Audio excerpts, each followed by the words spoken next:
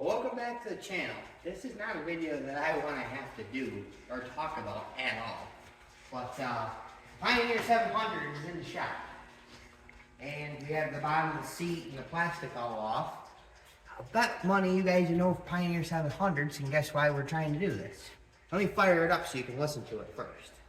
We had the air cleaner off because we wanted to make sure it wasn't just a plugged up air cleaner. Exactly, yep. I should. Sounds fine and idle, right? Yeah, fires right up, runs normal. Then once soon as you try to rev it up.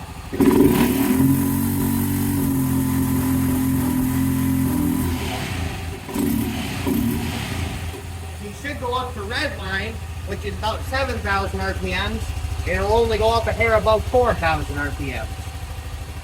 We noticed it literally happened in a split second. We were taking down a tree, and I was taking the brush across the road with the tractor and grapple, and ended up, some sticks fell off in the road. Well, at the end, it's all snowy here, so I just figured I'd just plow off the road. I was going forward, it seemed just fine. I went to put it in reverse, back up, and it just didn't seem right. It only went up to 4,000, a little over RPMs. Just didn't seem right, and then when I went back forward the next time, I knew something was wrong because it had no power and would barely move itself in first gear. Yeah, it would never even go up and shift into second. Nope. Just doesn't even have enough power to do that. So we're thinking it's either the intake lobe on the cam is wore right off because the intake valves barely move. Yeah, we pulled these covers. There's a cover on the front and the back. This side is exhaust, the back side is intake. And Trenton rolled it over with you pull the plug out of the back so you can roll it over with a ratchet. And I just held my fingers on each side. The exhaust valve moves a long ways. It dropped right away from my finger. The intake valves, they moved, but they did not move away from my finger. You could just, not even no, scientific measurement or nothing. It just having my fingers on there, you could tell the intake valves don't move very far. But these Pioneers don't take a lot of air to run. Yeah, so they'll still idle. At idle, I think it's getting enough air and whatever to run, but as soon as you rev it up, she's not getting enough air. So we're gonna get the head off it and take a look at the camshaft. There's lots of videos on YouTube about taking them all apart, so we're not gonna go through all that or video all that. It's got, yeah, this one's not even a year old. 995 miles and then 210 hours on this machine, and we're having cam problems. And it's a 2023. It's not even a year old. So we'll get the head apart and see what it's either the bearing on the back of the cam or the cam itself is wore out.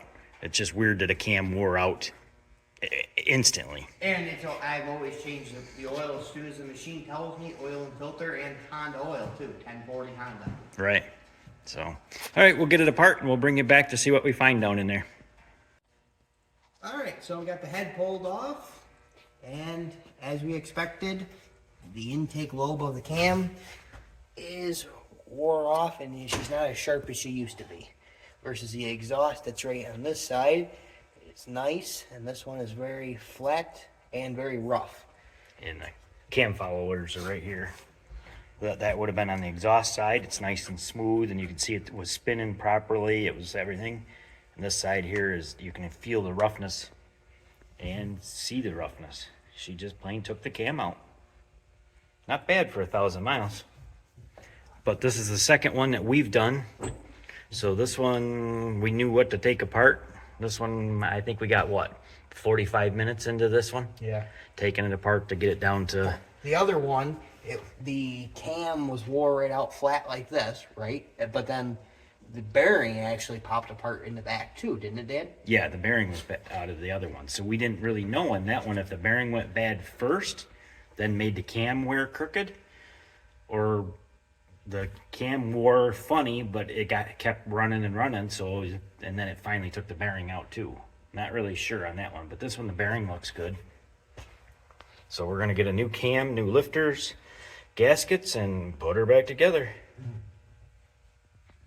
Thanks for watching. If you have any comments about buying Honda Pioneer 700s with camshafts, let me know, and I guess I'll catch you in the next one. I think we might have to stock camshafts. That sounds good. Put one right on the shelf because it's change the oil, change the cam.